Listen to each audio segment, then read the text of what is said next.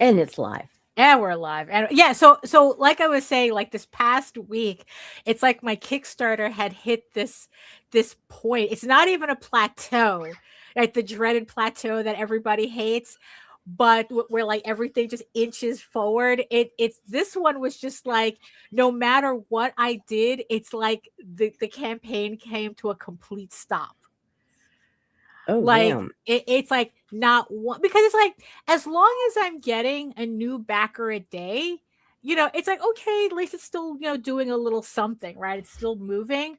But Right. when it just like stops and it's like nobody's doing anything, it's like then it's like, oh my god. It's like I think that's worse than a plateau, because it's like it's really that odd moment where it's like no matter what you do, nothing happens.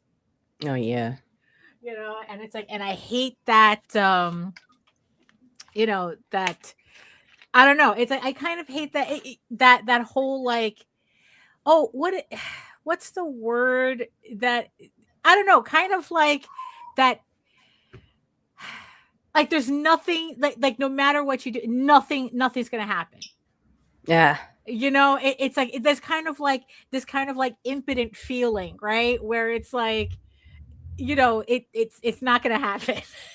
So it's like I hate that worse than the plateau. But luckily I sent out some emails today and I got one more backer. So I'm like, okay, I got it to move. This is the first time it's moved. But then take a breath.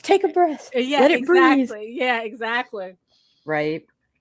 Well, it wasn't just over the weekend, because I noticed a lot of times on weekends they don't move, period. No, I think if you see, I would have accepted that, but it was like for like several days before the weekend too. Oh, no. Yeah.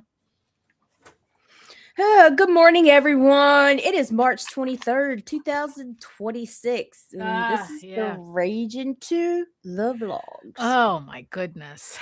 Yeah. I'm getting motivation. Oh, that's good. That's good. Yeah, it's coming. Oh, it's I'm working on it. Oh, okay. I guess like the new desk is helping, right? Yeah. Sure. Right. Actually, it is. Actually, it really is. It really is. Right. And just like, but it'd be much, much better once I get the bathroom and the kitchen done. Oh, there you go. Like just clean or just fixed or both? Oh, no. Paint it and everything. Oh, like, okay. All right. Yeah. It's spring cleaning with but extreme spring cleaning. Extreme. Right. I'm radical, dude. You ready? Absolutely not, but hit it.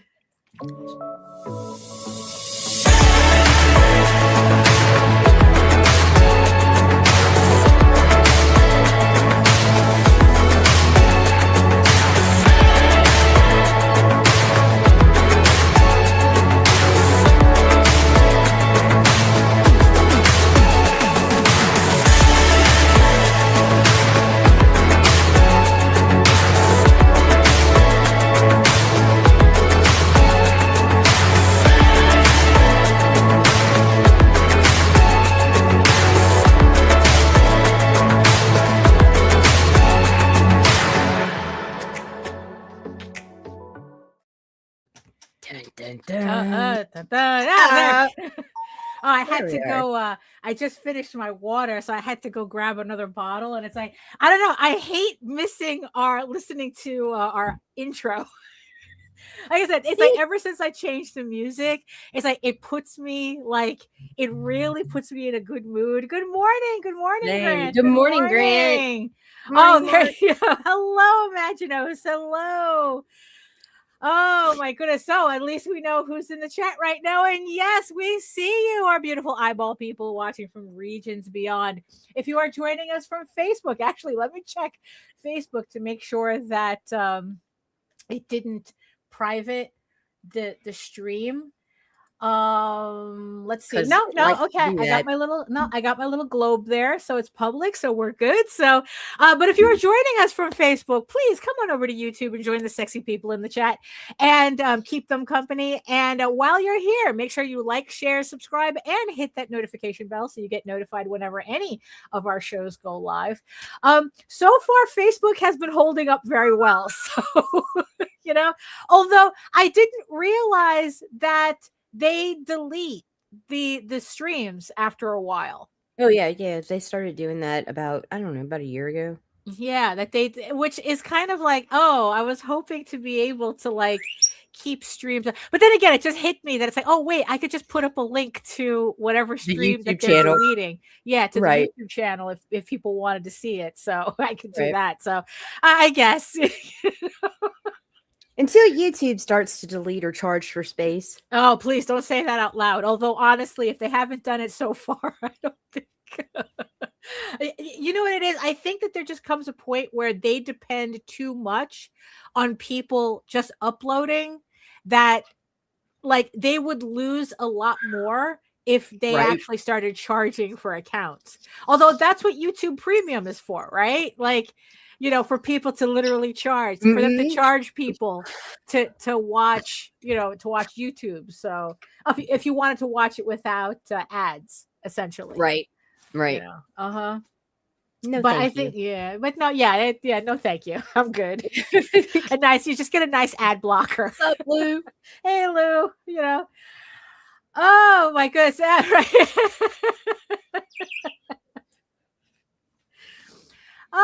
So I guess we might as well just get this party started. So hello, everyone. My name is Daphne Lage, and I'm a cartoonist, illustrator, and comic book artist, publishing since 1992. So I'll let you do the math how long I've been at this. And I am known for the furry fantasy adventure Tall Tales. Beep. There we go. And my medieval fantasy drama, Egoraven, Heir of the First Unicorn. Both you can read online at egoworks.com. And speaking of Egoraven, we are in the last week of Egoraven issue 12 on Kickstarter. The link is in the chat and in the show notes. We have 1 week left. If this is issue 12 of a 16-issue series. In this issue, Egoraven, the rightful heir of the enchanted kingdom of Edenron, faces the elf Prince Rillian and a trio of elves from her past, challenging her right to lead and rule. Even with her friends by her side, the unicorn princess is forced to prove herself again, not only to protect her home, but the entire realm. And if you missed any of the previous issues, you can pick those up as well as issue 12 on this campaign. Like I said, link is in the chat and in the show notes. And also on pre-launch on Kickstarter is Rod Espinoza's Adventure Finders. That this is the Indie Comics Network first Kickstarter campaign, bringing you this Lord of the Rings meets Game of Thrones fantasy with an anime twist. About a small town kids who venture out to seek fortune, serve the realm, and chase adventure. This is from Rod Espinoza. You may know him best from The Courageous Princess that was printed by both Antarctic Press and Dark Horse Comics back in the day. So we are really happy to have to be working with him for this first Kickstarter for Indie Comics Network. I'm really looking forward to this campaign, and I'm the one that put it together. So I hope you guys are too. So that's was there anything else? I think that was it for me. And joined to my left, your right, wherever you are, is Nita. Yeah, I'm here. Yeah, with her new desk set up. So many desks set up and my beautiful new rainbow bong. Oh, yes, there you go. So you're prepared. It has served me well. Well, that's good. That's good. So how are you just feeling in general? I mean. Oh my God. Is this therapy? I don't know. No, not really. Not really. But just what's going on, Nita? What's going on your end? I'm staying pretty busy. I've got lots of campaigns I'm working on. I got some editing stuff to take care of. Just stuff, man. Stuff. But I don't have to worry about this motherfucking YouTube channel. So that's there you go. Yeah. No, it's it's been pretty interesting running the YouTube channel. I've been I've hey been Joe. Hey Joe. I've been using the posts tab a lot. Like kind of like using it as like a secondary mailing list. So if you do subscribe to the channel, it's like that's also a good way to see like what campaigns where we have available or what books are available, and just to see if that works. I don't know. Yeah. Just trying some different stuff with the channel. But also, before I forget, I'm sure everyone knows by now, but saying goodbye to the real one. For those of you who don't know, Sam Keith passed away recently. Actually, he had passed away March 15th, but they had just made the announcement over the weekend. And you know what? I was a little surprised at how hard I took this. Dude, no shit. I was very surprised. I think it was I never got my interview. Never. I sought that. Yeah, I was telling Jose that you were trying so hard to get him on, get Sam Keith on the vlog, that you had got in contact with his agent and everything, and it was just like, God dang, dude. Yeah, the one fucking person I want to talk to in all this industry. Like, yeah. So it's like, and this is the glow in the dark Max that you gave me. Except I took it out of the CGC shell. Although I liked they're sealed, like, because it fell off the shelf and it cracked. So it's like, you know what? It's not like I'm going to sell this anyway, because it's like, this is what I wanted. I lost my original copy, or maybe Jose has it. I don't know. So Nina had gotten me a CGC graded version of the glow in the dark, because I love glow in the dark shit. Right. And it had fallen off my shelf and ended up with a huge crack in it. So I figured, it's like, you know what? It's not really the CGC thing that I'm really... I could only find it CGC graded or garbage, because I can't tell you how many I bought CGC graded and cracked them motherfuckers open. Oh, there you go. So I took it out, and then... yeah, he had what was it, Chris? Body dementia? Yeah, it was Sam Keith. What did he have? Louis body or something like that. It's Louis body. It was dementia. It's some kind of weird thing, but it's really bad and right. Nasty, it's like having Alzheimer's and Parkinson's at the same time. Yeah. And I think like part of what upset me, look, we both wanted it.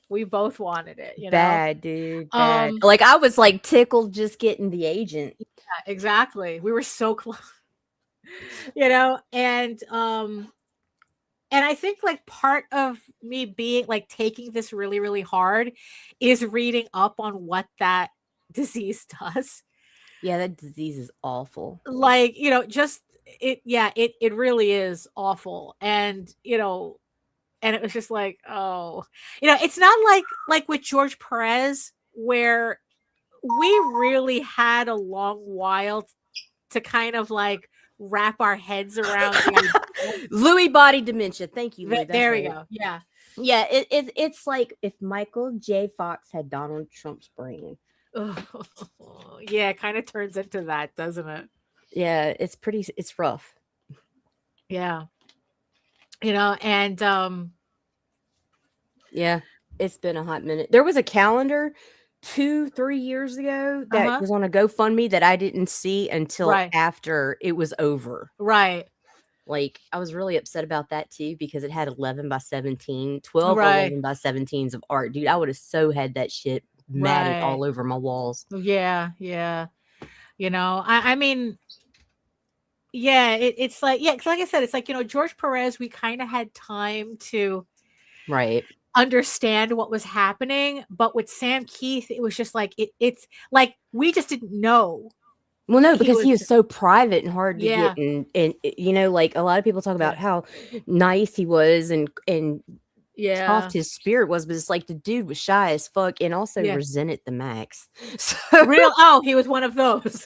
Yeah. Well, you see, the funny thing is, right, is that even though like the max was, of course, where most of us like was introduced to his work, I think that the work that really stood out for me the most was For Women. Yeah. Like, I have never met a guy who could write female trauma the way he could. Dude, you don't even have to read For Women for that. You get that in the max too. Fucking Julie's the most broken bitch in the planet. And like, it's her, you know. But I think it was For Women that really stood out for me because there was nothing supernatural about it. Yeah.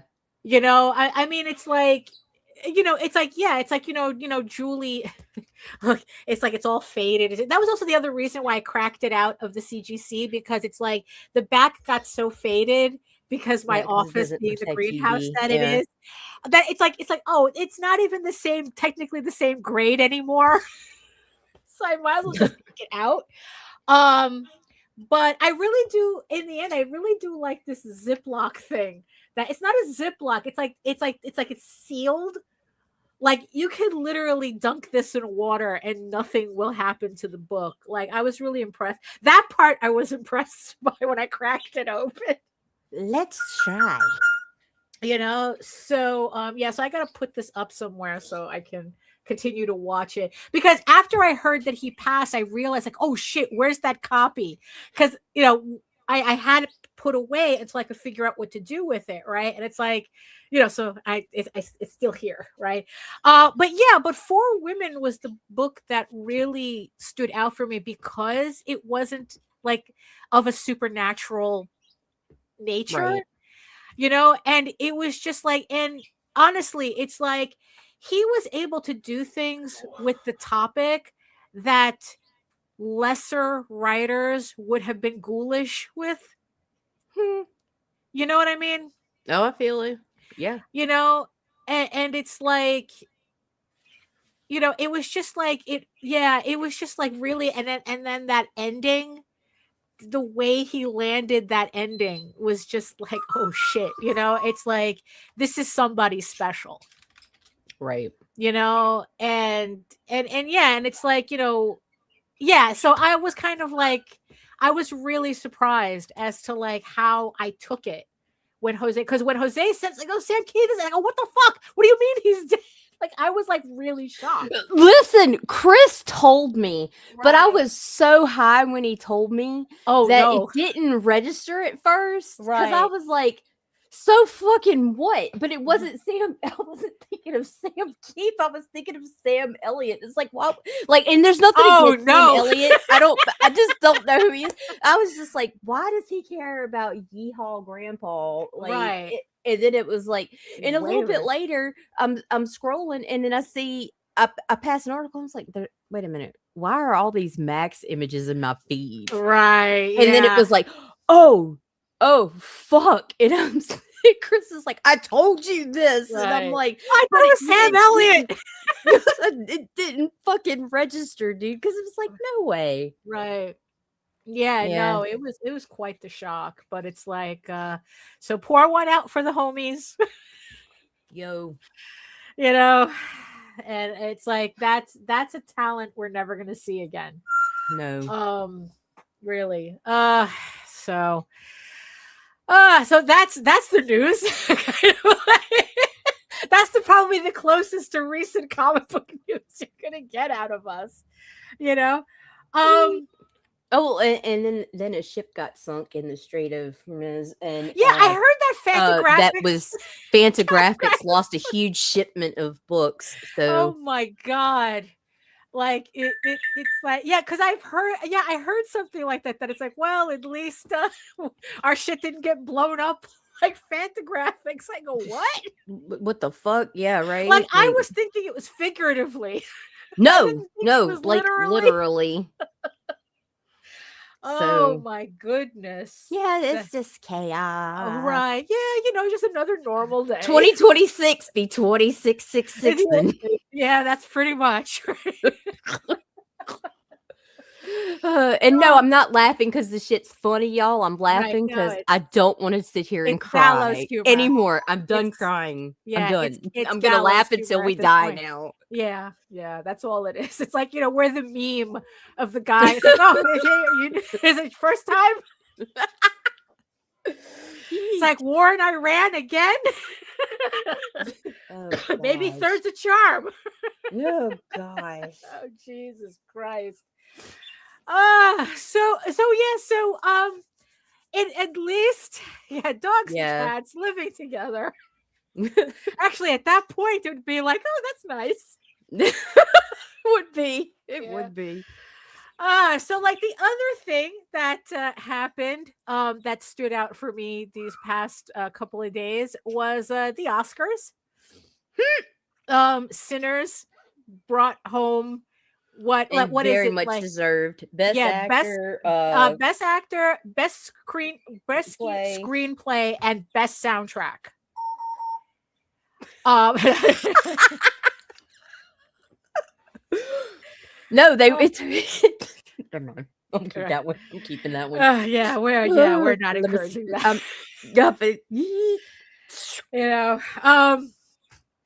So unless you're a furry, but no. But this is comics, and as much as I love Sinners, I also love K-pop Demon Hunters. Right, and K-pop, yes, K-pop Demon Hunters won Best Song and Best Animated Feature. Yes, well deserved.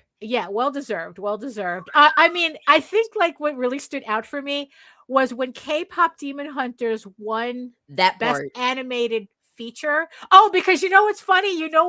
There was a new rule that they implemented for the Oscars.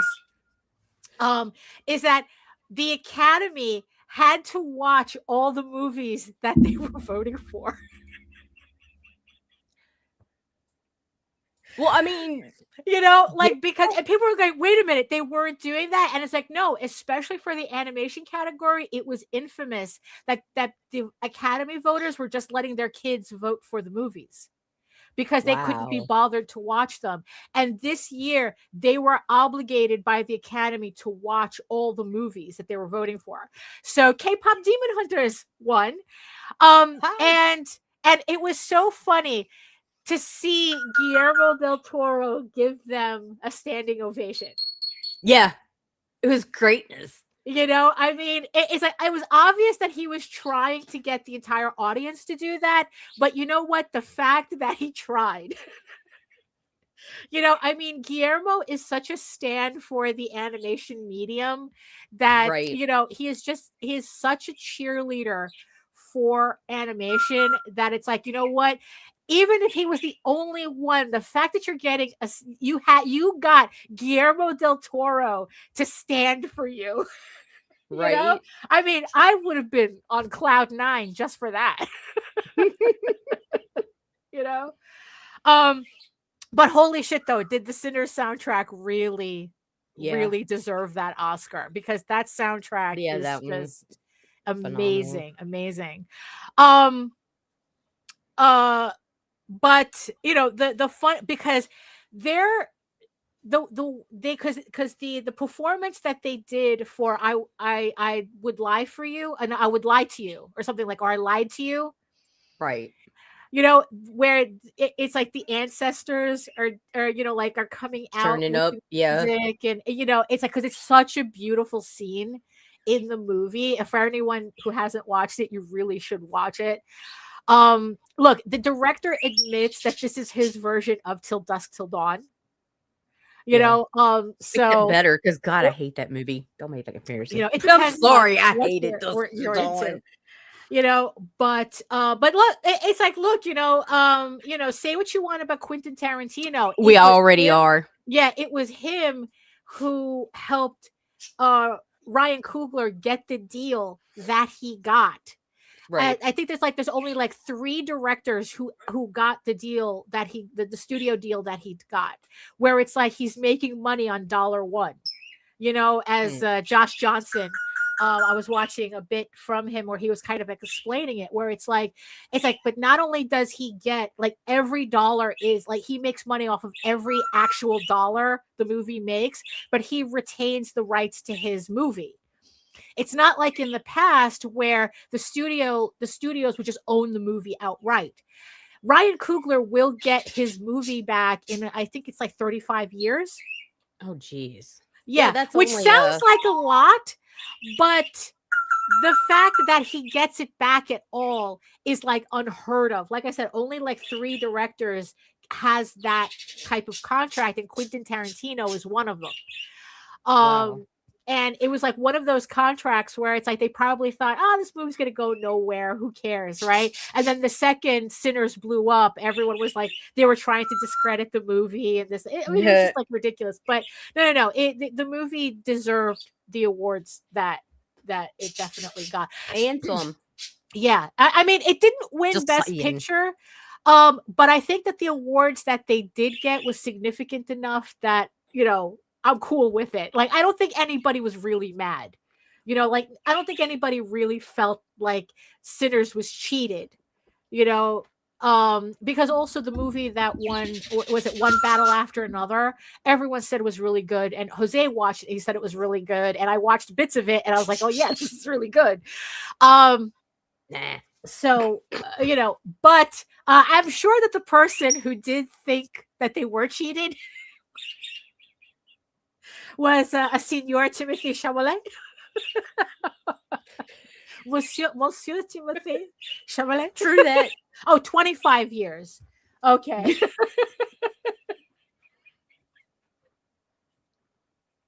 Oh, what is it? I saw like I think it was something on Blue Sky that says that the reason why Quentin Tarantino stars in all of his movies so that he could say the N-word.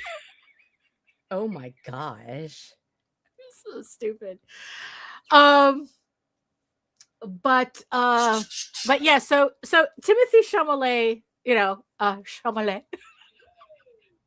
got into trouble before the Oscars during an interview with Matthew McConaughey, where he kind of like threw like it was like kind of like one of these things that he was saying in passing. Like it was obvious that he wasn't really thinking, like it was kind of like a throwaway. It was supposed to be a throwaway line.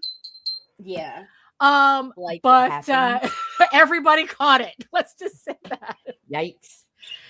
So he was talking about like how hard he felt that the movie industry, in spite of everything that's happening, was really, really trying hard to preserve the movie theater system.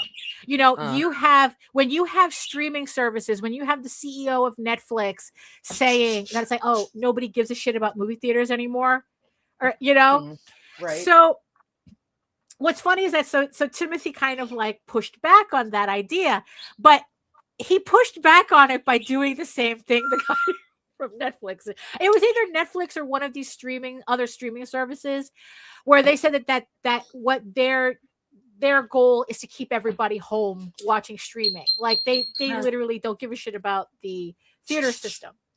Right. And so Chalamet, during the discussion, Chalamet and McConaughey talked about the current trend of movies placing their biggest action set pieces up front, referencing Matt Damon's recent similar comments.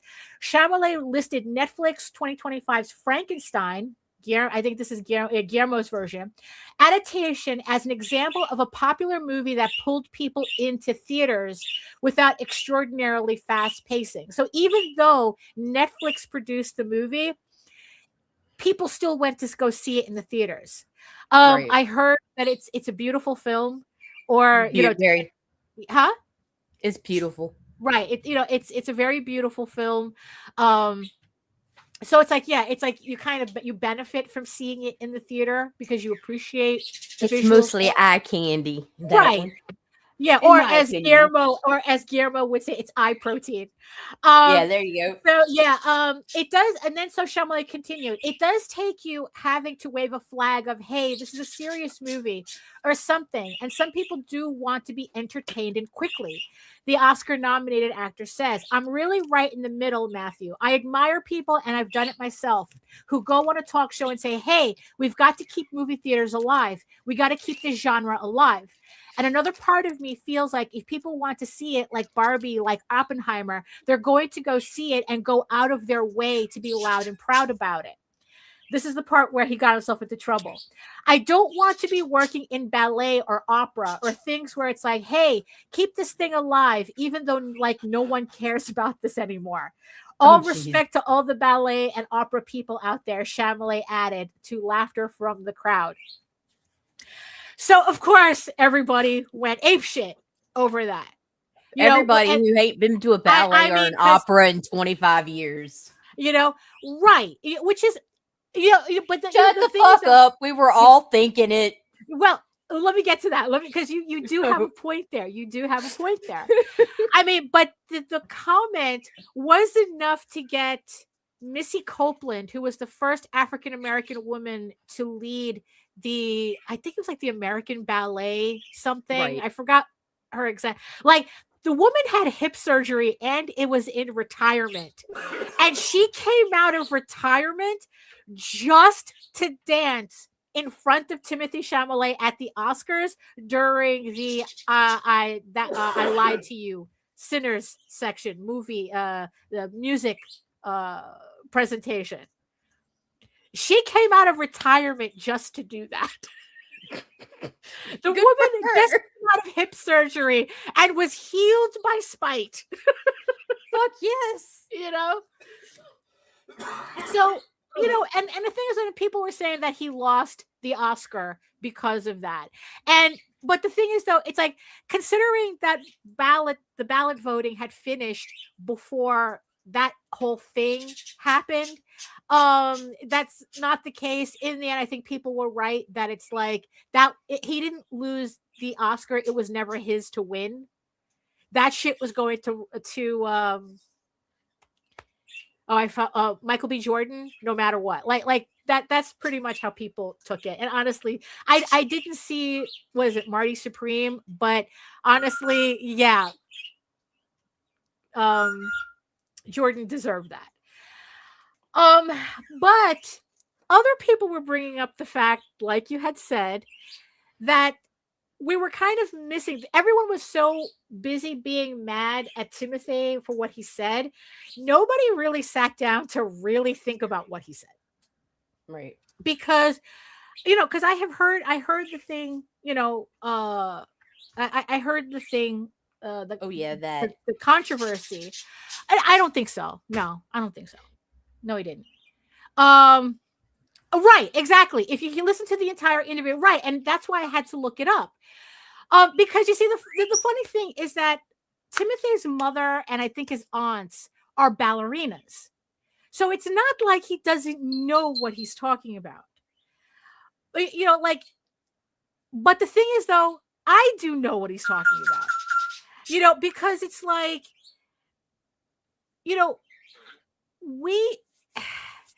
it's kind of like, PBS is always doing their drives, it's like, oh, yeah, people like you, who keep this PBS alive. What's a PBS, Daphne? Yeah, I know, right? I mean, it's kind of moot right now. Right? God, I hate this fucking timeline.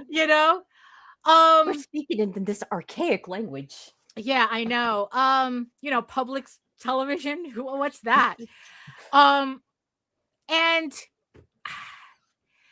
I think that what he was conflating, and I have to give Josh Johnson the credit for kind of like distilling the idea down to this, right. Is that it's not that he was shitting on opera and ballet. Although, yeah, when you say nobody gives a shit, Yeah, it kind of sounds like that. But, just like the CEO from Netflix or whoever said that nobody gives a shit about going to movie theaters anymore, right? So, like I said, Timothy ended up just imitating what like he was driven to protect movie theaters because of the streaming guys, right? But he inadvertently shit on opera and ballet to do it. And what people were talking about, there's some people that were talking about how the reason why ballet and opera are not as popular, not that nobody gives a shit about it, it's just that they're not as popular, is because like the arts programs, the arts and music programs in schools nationwide have been cut. Oh, absolutely. So children are not learning about these art forms in their formative years, which would allow them to appreciate. I mean, just arts in general is pretty much butchered at this point. Right. Now it's all about, no, you don't need art because we have to, we have to teach the test, right? Meanwhile, are you fucking kidding me? No, I'll tell you what it is. This happened to us. Football coaches are getting paid millions of dollars for football. And not just what the coaches. Does that have to do with schooling? Like when Jaden was going to school, they were putting her in the gifted and talented program. Like she was supposed to go into arts, and we had already talked about it and everything. Well, we got a notice saying it was canceled. Well, a couple of weeks later, they're doing a huge, massive fundraiser, not to keep the STEM program going, but to buy the football team new uniforms. And they did not have bad uniforms. They just wanted to change the color. Right. Yeah. Like what? Right. Nah. So it's like, so if anything, he just pointed out like how much the arts in general are getting the shaft. I mean, just the fact that, that a lot of these, the masses never gave a damn about opera and ballet, but the rich will keep both of them alive for their children. And that's also part of the conversation, right? Kind of like the whole thing with AI, that AI is for the masses, but real art is for the wealthy. The whole thing about how real art is going to be a status marker while the rest of us just get AI slop. Right? I mean, eat your gruel and shut the fuck up. Right. I mean, it's like, this is just a way for the wealthy to differentiate themselves, right. But also it's like, So what happens is that you have, these, it's not that it's because, okay. So Josh Johnson, he then, right. It's like, well, that's also another issue too. Right. So, but that was also the luxury arts, right? Which luxury is kind art. of like, so Josh Johnson had talked about it. He summed it up as what Timothy was conflating. The mistake that Timothy was making in his comments was that he was conflating art with commerce. Right. And he was talking about, and this is going to go to I'm going to hook this up to the Kickstarter trailer. Let's see. Is he goes, what he was talking about is that he was conflating money with art. And we, like he was conflating the more money, that he was thinking that the more money art makes means that it must be good.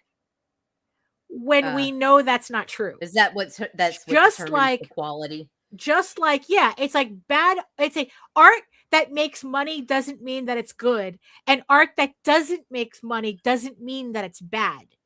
Right. It's like, we know these things to be true now. And he also says, like, look, are there people who create art just to make money? And it's like, he goes, yes, but that shouldn't be why you make art. Right. It's kind of, it's like the whole, like, art isn't content. It's always this pushback. It's like, art isn't content. Content is is the spaghetti sauce in a jar. Art is art. Art is something that moves you. It's not content. It's not something that we spend all this time making for you to just scroll past in 12 seconds. Right? So what Timothy was kind of trying to say is that with movies, you can, it's like, well, movies are surviving because it's making all this money. But just because something isn't making money doesn't mean it's struggling. You see, and this is the thing. For him to say that nobody cares about opera and ballet doesn't mean that nobody's interested in it. It just means that the purpose of opera and ballet is not to make money. That's not the purpose of why it exists.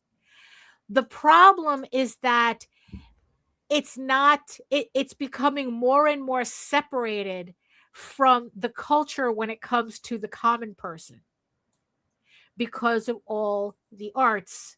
Because like bananas taped to a wall. Look, that was another thing that I learned.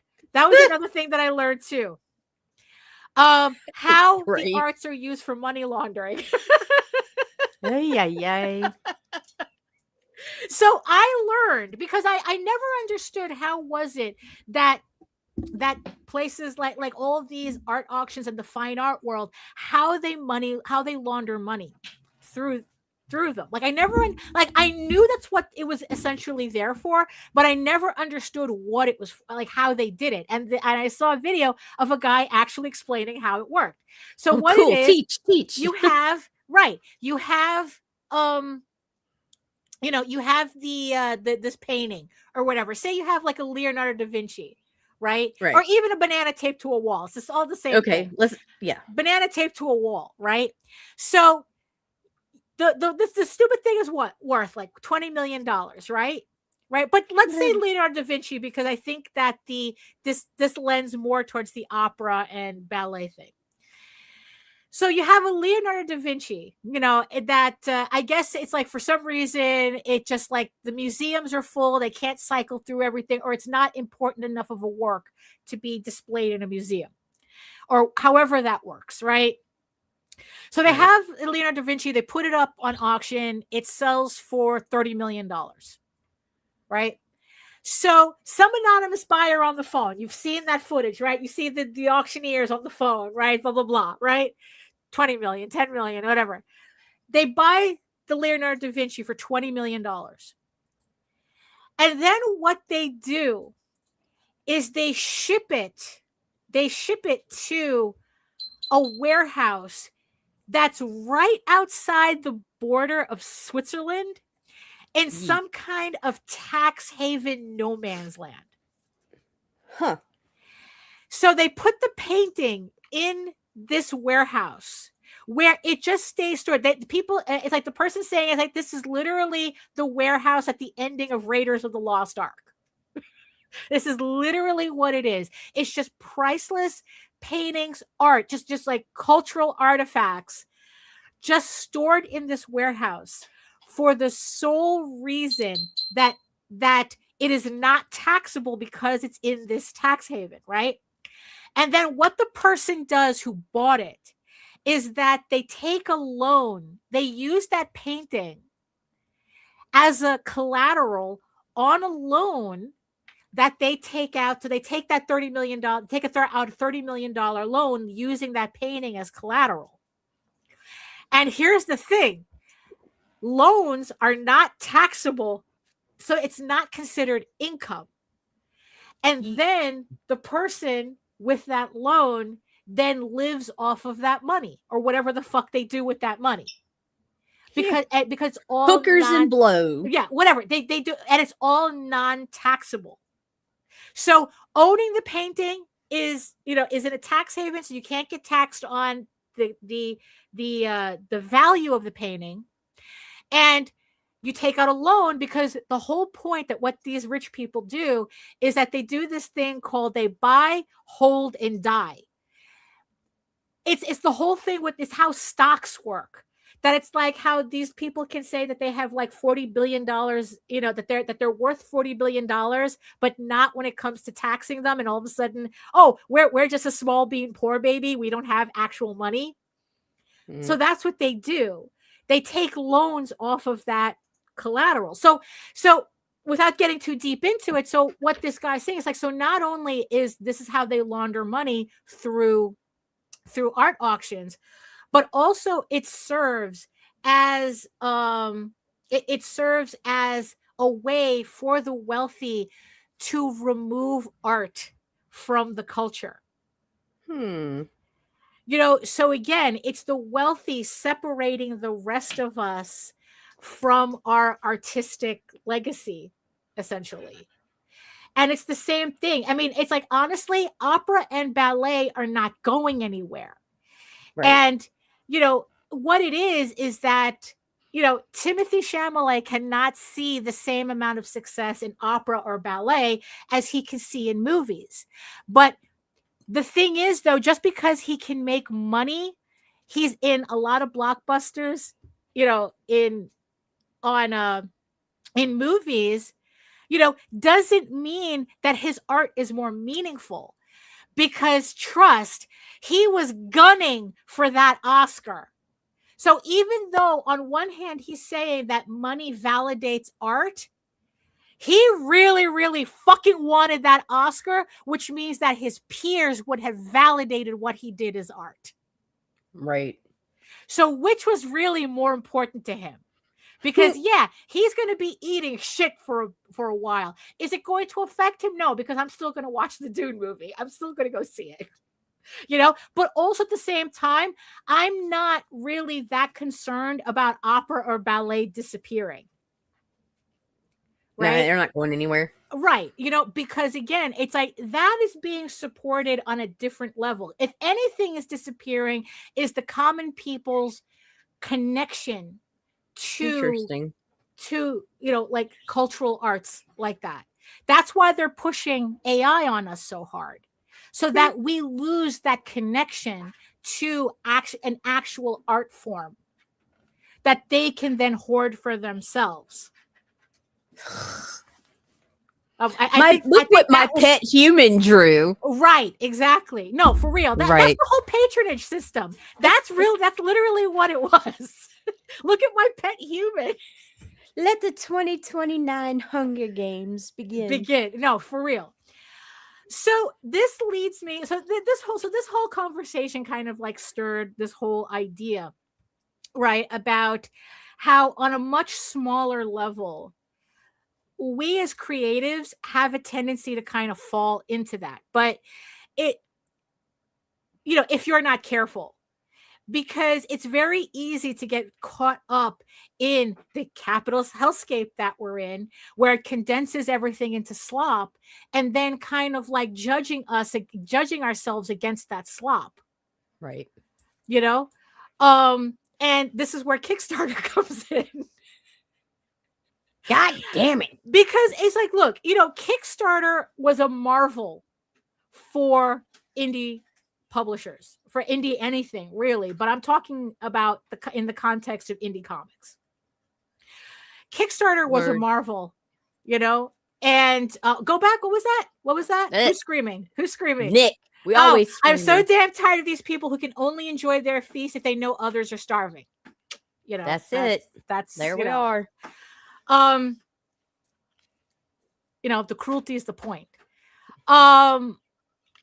So, you know, Kickstarter was a marvel for us, that all of a sudden we're able to build, to sell our stuff directly on a platform, you know, that actually, you know, that we could actually get seen on this platform and sell our stuff. And it's like, you know, because when I started, I put like a sketchbook up, and it's like, you know, it's like I made $500 just by putting up a sketchbook. I can't even remember like I can't even remember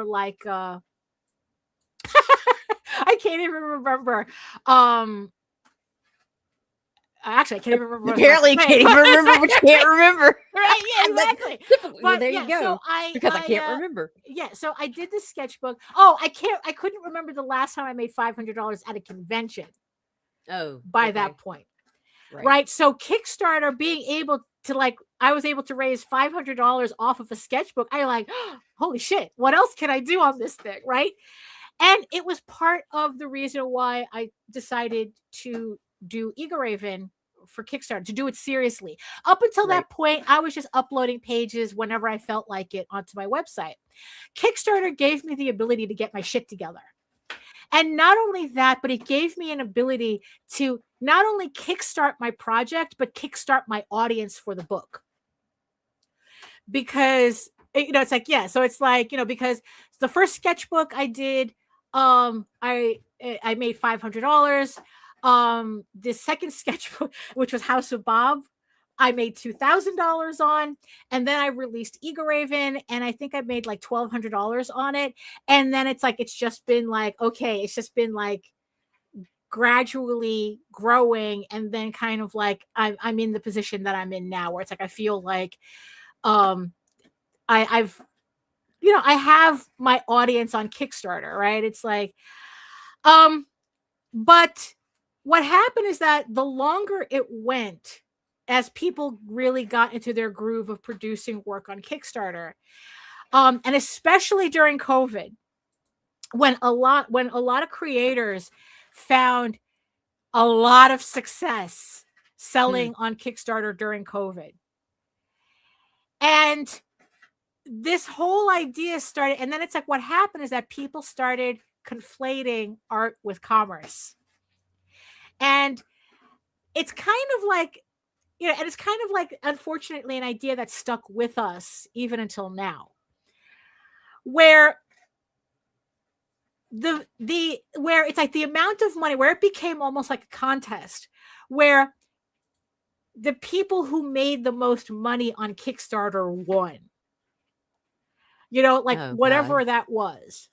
Where it's like, if your book made $30,000 on Kickstarter, that means that it's better than the book that made $2,000. You're so validated. Right. Because in the end, considering all the other places that we find frustrated in not being able to find our validation, money is pretty much the only real thing that it's like, well, you can measure money. Right? You can measure money, and it's like, well, if my book made $30,000 on Kickstarter, that must mean my book is good. Right?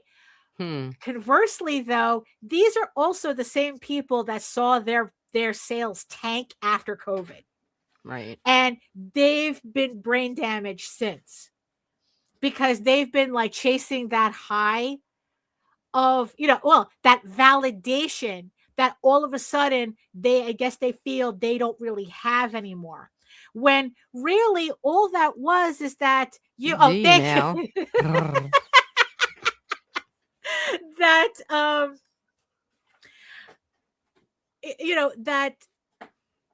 it's like, yeah, that suddenly they took it as, oh, I don't have validation anymore because I don't have that money anymore. And one has nothing to do with the other, but I think that a lot of people have just like internalized it, that they can't separate it. They made the same mistake as Timothy Chalamet did, where it's like, if it's not making money, then it must mean it's struggling. And it's like, no, it just means you didn't raise that money. That's it. That's all that means. Like it's like Josh says, there's there, just because you don't make, it's like, yeah, it's like there's art that makes money doesn't mean that it's good, and art that doesn't make money doesn't mean that it's not good. It's like, it doesn't mean that you're struggling. Nicholas says, this is weird, as the old connection between art and commerce was negative. Art's our hobby, not a job. You want to make art, why aren't you kickstarting? Guess it sucks. Right. And and that's the frustration that I've really, really been seeing, how all Kickstarter, because actually this idea started with George. He had said something on the Catch the Craze show that kind of stuck with me. And it's like, it kind of made me wonder. It's like, yeah, are we really thinking of this wrong? Because he was talking about how people should stop trying to find their audience on Kickstarter, because that's not where you find your audience. Kickstarter is to kickstart your book. It is not to find your audience. Right. And, you know, and I think he's like partially correct, where Kickstarter helps you kickstart your book and kickstart your audience. Right. Because I know that I found my first audience on Kickstarter, you know, for Egoraven, you know, I found that audience on Kickstarter. And you also bring your audience to Kickstarter. Well, right. But here's the thing though. The most successful books on Kickstarter, the ones that really make money, they didn't find their audience on Kickstarter. Right. None of them found their audience on Kickstarter. They came in, they brought their audience to Kickstarter. Right. You know, and it's like, and so the idea that, oh, you know, it's like, why am I not finding my audience on Kickstarter? Why am I not it's like, why am I not getting the validation on Kickstarter? I work so hard. I put out 27 campaigns, 50 campaigns. I've been doing this for 15 years or 20 years. Why am I not finding my audience on Kickstarter? Well, right. What if that's not what Kickstarter is for in the end? It's like, yeah, their algorithms their algorithm in the beginning allowed us to start building an audience. But in the end, you still have to find your audience outside of that.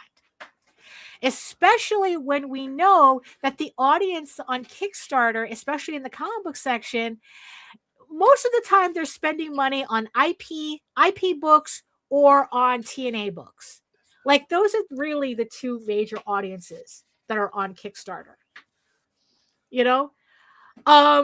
So it's like, knowing the environment that Kickstarter is, if you're doing like a all ages book, can you really be frustrated that you can't find your audience on Kickstarter, knowing right. what the environment is? Again, it's like you're putting a tropical lizard in a desert terrarium and then getting mad. Why isn't this lizard thriving? Right. Right.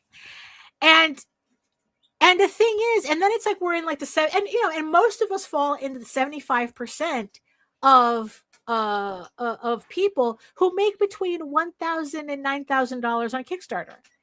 Does that mean that our work doesn't mean anything? That our work is not worth anything? Because, oh, you didn't make money, you didn't make it big. Right.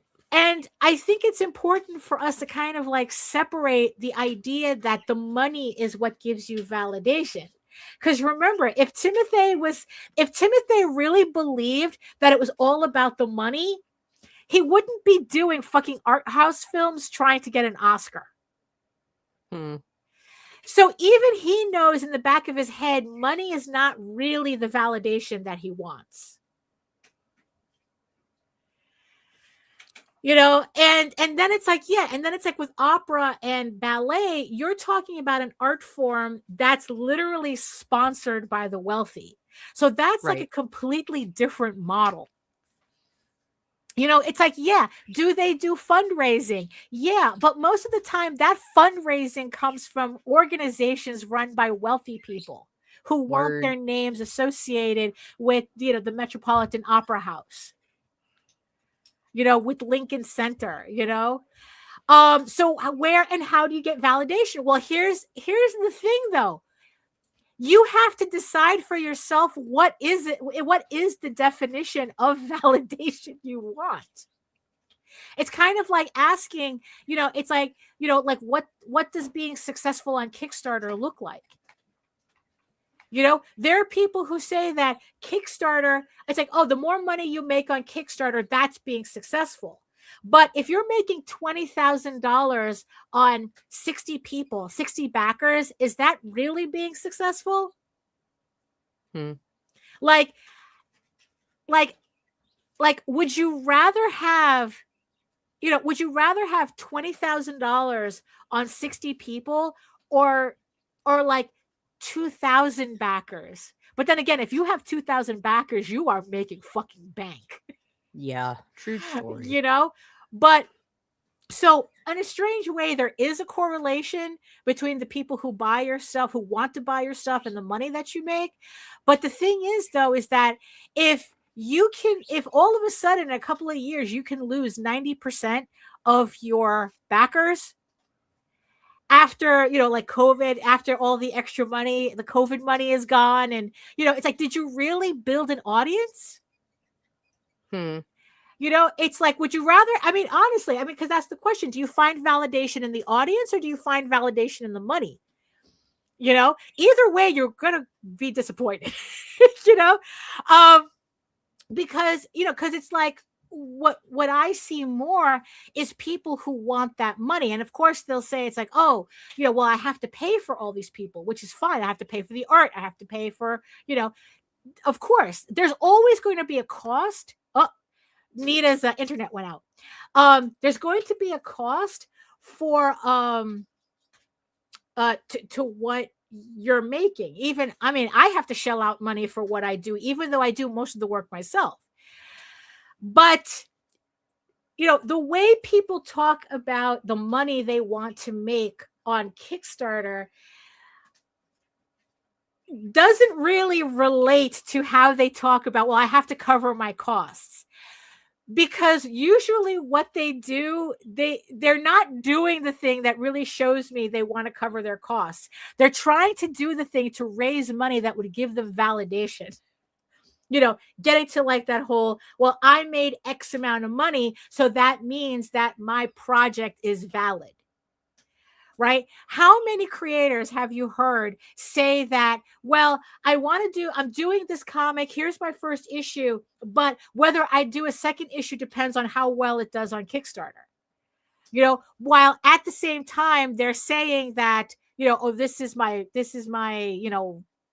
personal project, this is my, this is my life's work or whatever, but it still hinges on the money that I can raise on it. And it's like, this is kind of like where the psychosis comes in. It's not a real psychosis, but it's kind of like what the whole thing about what people say and what they do. It's not what people say, it's what they do. And I'm seeing a lot of that, where it's like everybody is saying this is an art form, but what they're doing is showing you that's really all about the money.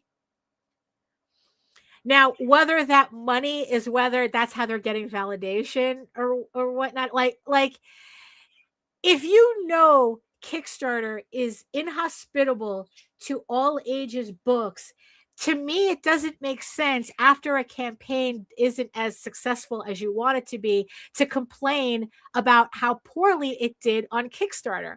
It's like you're selling a children's book on a Kickstarter, on a platform that mostly sells adult products, well, adult, books for adults. It's like, why? It's like one has nothing to do with the other. So, hold on, let me get, there we go. I need to see my frame. So we're saying on one hand, we're doing art and personal projects, and this is my life's passion, but your actions are showing that it's about the money and you're frustrated by the money. So you're asking, so the psychosis really comes in is that you're asking Kickstarter to measure something that it was never meant to measure, which is the validity of your work. All Kickstarter does is help you raise money for your project.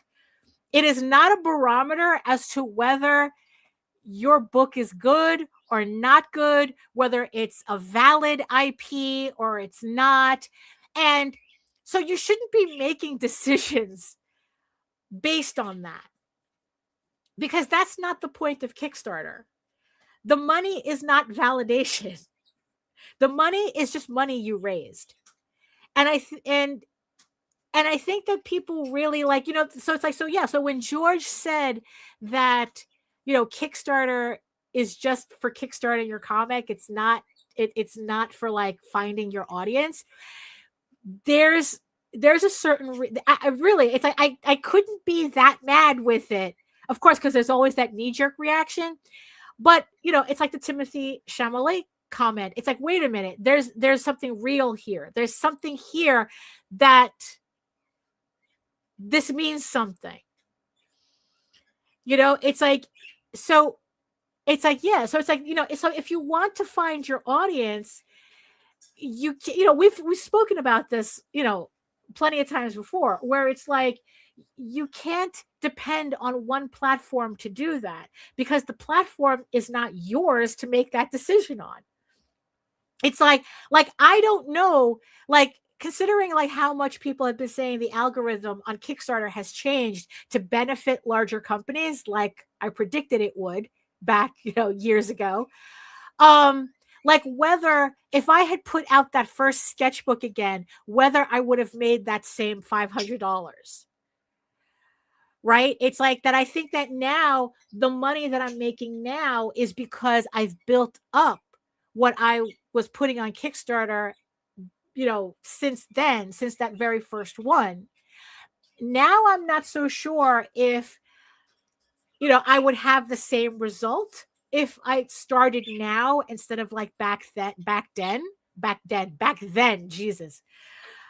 It's there. But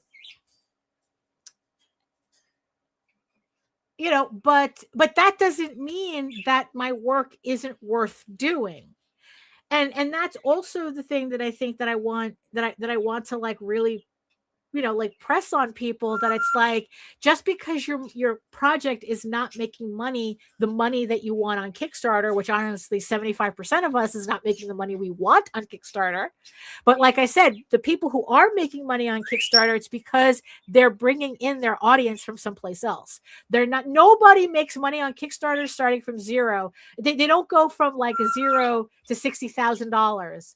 Maybe it looked like that during COVID, but these are, like I said, these are the same people who are now back at, like, they raised $60,000 and now they can barely raise $1,200 on the platform. And I think that we're all driving ourselves crazy with that. If your art is something you want to do, then you do it regardless, right? But if you want to, but the thing is, though, is that if money is also an issue, then there are other things you have to do to get that money. And sometimes the money has nothing to do with the work.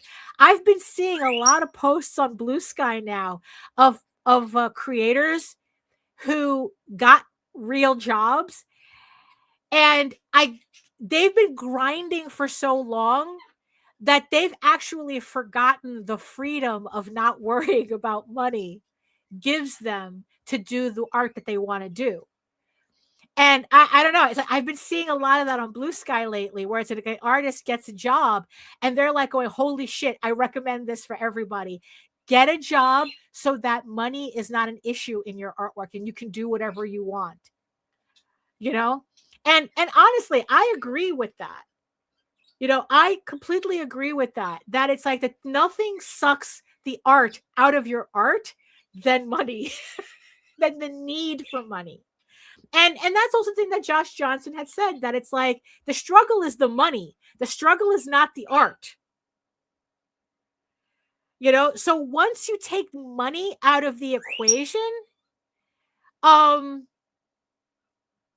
art is able to flourish. It's kind of like that misunderstood saying that art thrives in struggle. No, it doesn't. Art struggle only informs artwork after the fact, after the artist had made it to the other side. But during the struggle, the art does not thrive at all. Art does not thrive in struggle at all. It's like, it's only after the fact that we're able to look back and go, oh, thank God I don't have to deal with that anymore. And then the artwork, then the creativity is able to come out because it's safe to come out. and and it's like, and that's what happens in these cases where it's like, now instead of having to like constantly job for clients, now it's like, well, I have this side job where I don't have to do artwork at this job at all. So then when I come home, my brain is completely free to do the artwork that I want. And they couldn't be happier. And it's like, look, when I had a regular job, I had no problem waking up at 5, 6 in the morning just so I can get comic pages done before I went to work. So it's not like, I go, oh, I'm working. It's like, oh, I don't have time for this. It's like, no, if this is something you really want to do, you find the way to do it. If you wanted to, you would. Right. And I wanted to, so I did. So I was working on comics before I went to work, after I came home from work, on the weekends, it's like right now, it's like, I have a Kickstarter up, it's like, I have the Kickstarter up. It's over $4,000. And it's like, it's modest. It's doing what the campaign has always done,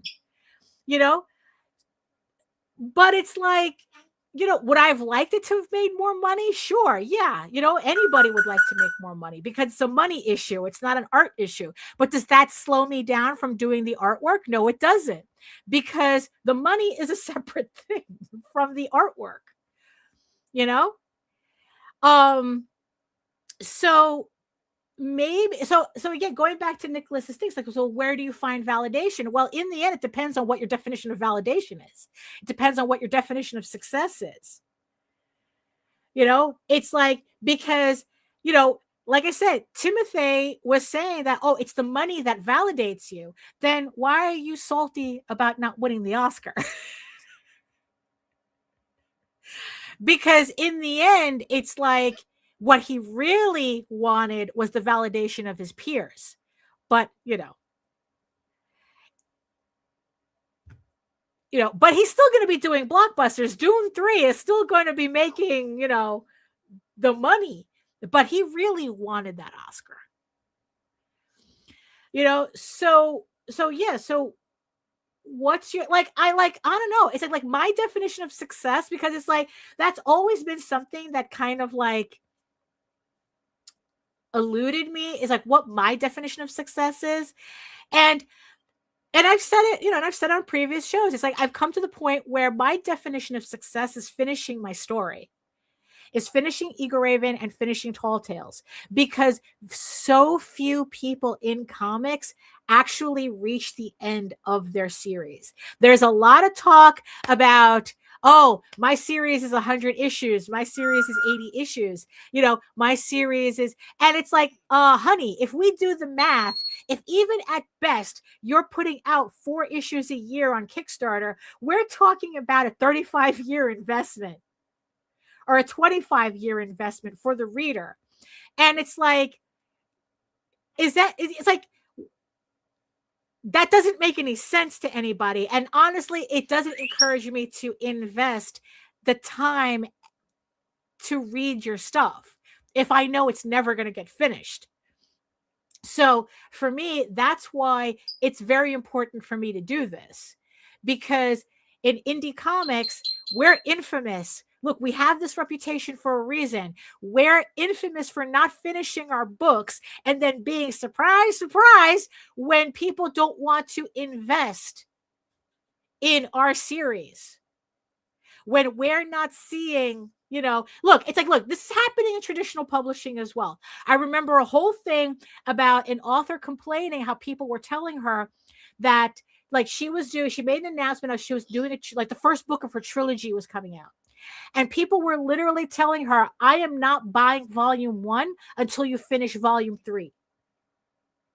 Because they were tired of authors announcing these books and starting these series, but because it didn't blow up, they didn't finish the series. And then you had people going, it's like, well, what the fuck? Look, it's the same thing with Netflix, right? It's like, look, Marco Polo. I'm still salty about Marco Polo and the Dark Crystal, right?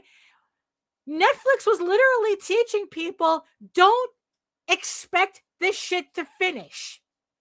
Same thing with The Witcher, right? Don't expect us to finish these series. So what happened? People stopped investing their time in them. Oh, a new series came out. Who the fuck cares? You're not going to finish it. So that's why I don't watch a lot of TV, because why should I invest my time into a series that more likely than not is not going to get finished, is not going to see an ending?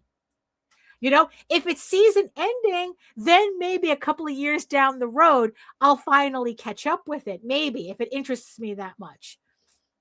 But, you know, why waste my time now? You're only going to make me angry because the thing that I did like, you decided you were going to cancel before it hit the second season. So it's the same thing with comics. It's like we're asking people to invest in our work, in our worlds, while at the same time, we're really not being serious. Remember, action, right? You could say all you want, but it's the action that counts. If you're telling me that your series is 100 issues, right, and you can barely put out 2 issues a year, I'm not bothering with it. But the thing is, though, is that it doesn't mean you don't have a valid book. It doesn't mean that your book isn't worth doing. It's just that my interest is completely hinged on your ability to be committed to it. And if your actions tell me, maybe, okay, it's like, now that I'm thinking about it, like, this is actually kind of like several different conversations in one, so kind of bear with me. Like, if your actions is telling me that you're not serious, you telling me that this is a passion project doesn't mean anything. If your actions is completely dependent, if what your actions tell me is that, well, if it doesn't blow up on Kickstarter, which most of the time our books don't, right, then you're not going to finish the book, or you're going to take so long to put it out. But at the same time, you're measuring your success as to how well your book is doing on Kickstarter. So my measure of success is finishing my book, right? So if I finish my book now, validation, it's like, so what does validation mean, right? It's like, it would be nice to have more backers. Like, more backers would be validating. But in the end, I have to get my validation from my return backers, from the people who stuck with me from the first issue, or they're collecting the full, like all the back issues or the trades. Like, I have to get my validation from that, because, well, this is telling me that people are reading it. You're buying a trade, so you're reading it. I mean, you're buying a PDF. If you're buying a PDF, it's like you're most likely reading it, because you don't have anything physical to deal with, right? So if you're buying a PDF, I'm assuming it's because you really want to read it, even though you can't get the physical copy. So my validation is readers, people who actually read my stuff. But it's kind of like, that's a harder thing to measure, because most people, this is like also another conversation, most people who read indie comics don't talk about it. And that was like, yeah, that was definitely a whole other conversation. It's like, everybody's, people can talk about Dork and Ultimate Batman, whatever the fuck the book everyone's talking about. But that's because, like, mainstream has so many people that if 1% talk about it, you're still talking about hundreds of people talking about those books, even though 90% of the people who buy these books don't talk about it. So if you think about indie comics, our audience is significantly smaller. And especially if you're talking about people who collect micro publishers like us. There was a debate on Jose's show yesterday, Talking Comics on a Sunday, where everyone was trying to, like, what's the definition of indie, right? Is Image indie, right? And the thing is, though, if Image counts as an independent studio, which technically they are, then that allows people to talk about indie comics without talking about micro publishers like us. Because they can say, oh, we love indie comics, we buy Image Comics or IDW. It's like, which technically, right? Indie is supposed to mean independent from Marvel and DC. So as long as you're not Marvel and DC, you're indie if you go by that definition.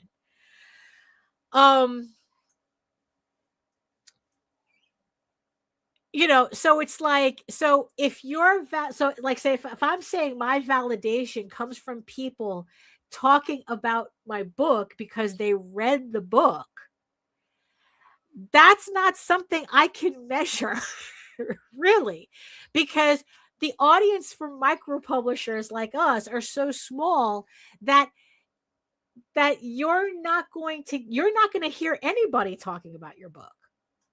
Essentially, everybody, they buy books. Like, when was the last time you spoke about a book you really liked? You know, that you posted about, you know, and it's like, and again, I'm not talking about, you know, Image Comics. I'm talking about, when was the last time you picked up a book from Kickstarter from a micro publisher, from a micro creator, right? That you actually talked about publicly. It's very rare that any of us do that. Not even just post a picture of your latest acquisitions from Kickstarter. It's like, you can't even do that. But we're sitting here complaining about, well, how am I going to get my validation if other people don't do that? You know, again, what you say and what you do are two different things. So this whole mixed conversation, you know, had me thinking about like the Kickstarter psychosis, where it's like we're asking Kickstarter, or we're being frustrated with Kickstarter because it's measuring something it wasn't supposed to measure. And not only that, we have no control over what it's measuring and how it's measuring it, you know, or how the algorithm, you know, like I said, they switched the algorithm up. So it's like, you have to be, you know, making bank already. You have to be a successful campaign for them to support you, which is like, these are the people who don't need the support. But that's how it goes, right? That's how YouTube was doing it. And now, you know, that's how everybody does it. It's like, they're only going to support the successful people who don't need the support, because it's a lot easier to support one person who's successful than 100 people who are not.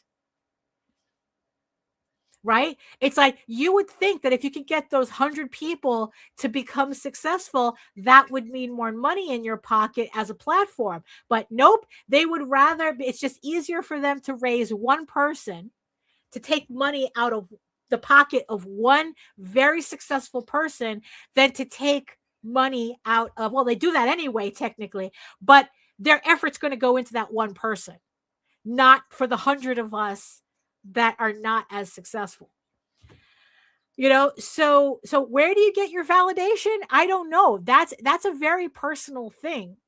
It really depends on why you're actually doing your book, you know, and, you know, your why. It all boils down to your why.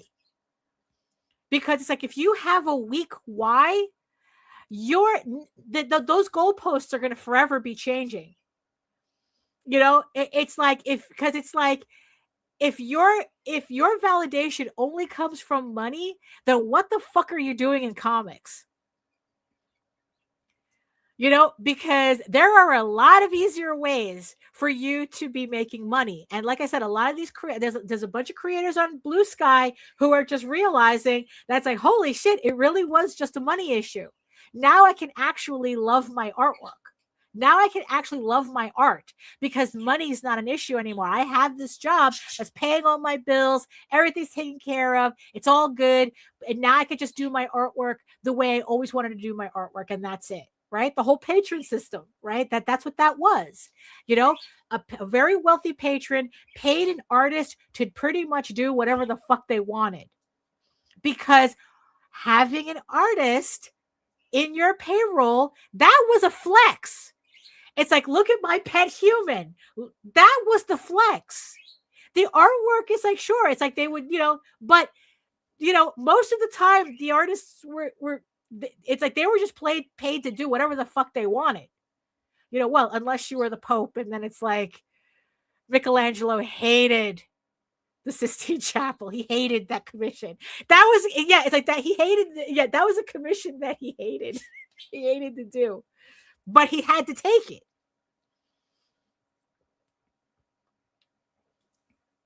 He was the same thing, it's like, I hate commissions because like I have to do what they tell me, not what I want to do. Right? It is the same shit, it's just that it's the Sistine Chapel, but it's no different than, than people who kind of grumble that they have to do furry porn for money. Because they got to get their bills paid. So I guess it's like, in the end, it's like what I just really, just wanted to discuss about, like whether we're putting way too much pressure on Kickstarter to do something that it wasn't really meant to do. And because of that, it's affecting the type of decisions that we're making. It's like we're all throwing our books on Kickstarter and banging our heads against it, doing the same thing over and over and over again, and then wondering why it's not different this time. I mean, look, it's like, it's not like I didn't do that. I did that. That's the entire project of Unicorn Viking Slut, Medieval Unicorn Viking Slut. I spent a year trying to manufacture a $10,000 campaign, only for my first trade paperback to actually beat that record. It did make 10,000, but even that manufactured campaign couldn't beat out the money that my first trade paperback made. Right? And did I get more backers out of that campaign? Absolutely. Did they stick around for the regular series? Absolutely not. So in the end, what was I doing here? What was I trying to do here? Like, if for some reason Viking Slut did make $10,000,